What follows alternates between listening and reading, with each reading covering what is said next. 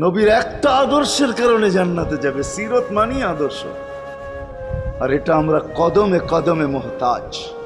কেননা এই ছোট জীবনটা যদি গ্রহণযোগ্যতা পর্যন্ত পৌঁছাইতে হয় আল্লাহর কাছে, চাই নারী হই, চাই যুবক হই, চাই বৃদ্ধ হই, যেই মানুষই হই না কেন, যেখানেরই হই না কেন, যেই বাসারই হই না কেন, যেই বর্ণেরই হই না কেন, যেই পেশারই হই না কেন, যেই সোসাইটিরই হই না কেন, এই জীবনটাকে যদি গ্রহণযোগ্যতা পর্যন্ত পৌঁছাইতে হয় কার কাছে? দুনিয়া আলাদের কাছে না, মালিকের কাছে, যিনি এক ফোঁটা পানির থেকে অস্তিত্ব দিছেন, যার কাছে আবার আমাদেরকে ফিরা যেতে হবে।